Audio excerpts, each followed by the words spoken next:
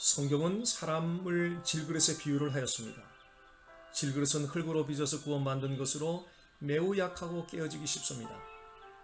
언젠가 실제로 질그릇을 갖다 놓고 망치로 살짝 건드려 보았습니다. 그랬더니 단번에 금이 가고 깨어졌습니다. 사람은 질그릇과 같습니다. 조금만 환경적인 어려움이 찾아와도 마음이 흔들리고 동요합니다. 그래서 주 예수 그리스도의 복음을 줄기차게 주목하고자 하는 것입니다. 주 예수 그리스도의 복음을 주목하지 않고는 도저히 일어설 수 없는 너무나 약한 존재임을 알기에 더욱더 그 복음에 매어 달리는 것입니다. 주 예수 그리스도의 복음이 전하는 핵심 메시지는 하나님이 어떤 분이신가입니다. 로마서 4장 18절은 아브라함이 바랄 수 없는 중에 바라고 믿었다고 말씀합니다. 늙은 나이로 인하여 도저히 자식을 얻을 수 없는 상황에서 아브라함은 하나님이 어떤 분인가를 바라보았습니다. 아브라함은 자신의 늙은 나이로 인한 어려움을 보지 않았습니다. 아브라함의 늙은 나이는 분명 현실적인 한계입니다. 많은 그리스도인들이 현실적인 한계 앞에서 속절없이 무너지고 있습니다. 그러나 아브라함은 늙은 나이의 한계를 뛰어넘어 역사하실 하나님을 주목하였습니다.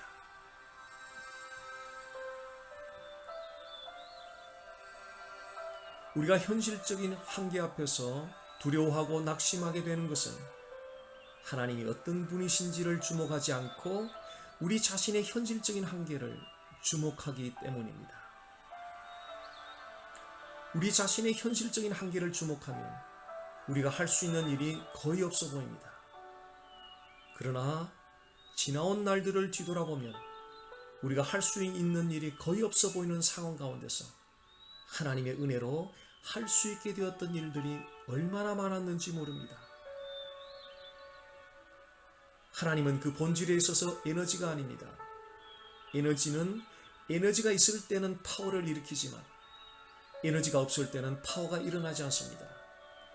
만약 하나님이 에너지라면 파워를 일으킬 수 있는 때가 있고 일으킬 수 없는 때도 있다는 이야기가 성립됩니다. 그러나 하나님은 언제 어느 때나 파워를 일으킬 수 있습니다. 하나님의 계획에 따라 파워를 조절할 수는 있지만 파워 자체를 일으키지 못하는 때는 하나님께는 있을 수 없습니다. 왜냐하면 하나님은 인격을 가지신 전능하신 분이시기 때문입니다.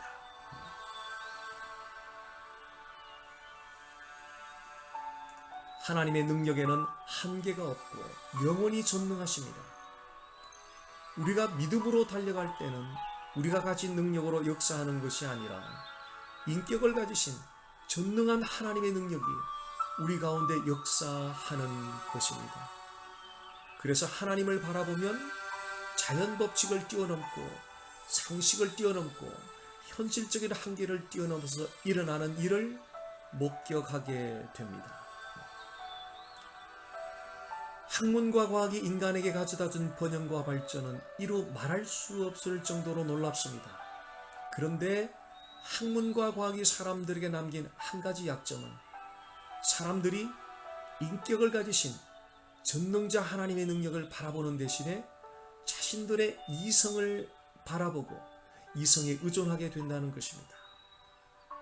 사람의 이성은 눈에 보이는 만큼 보고 눈에 보이는 만큼 계산하고 눈에 보이는 만큼 기대하는 경향이 있습니다.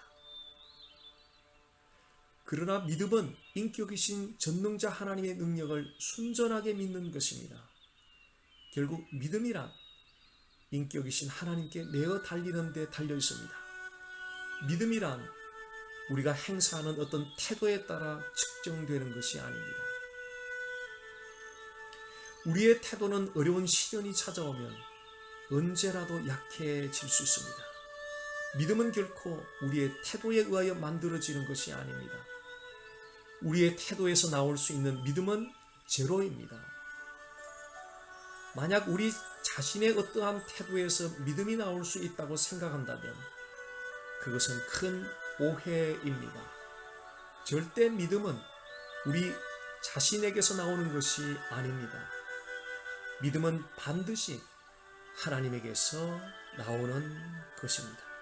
로마서 10장 17절이 그것을 증거합니다. 믿음은 들음에서 나며 들음은 그리스도의 말씀으로 말미암았느니라. 믿음은 무엇을 듣는가에 따라 결정됩니다.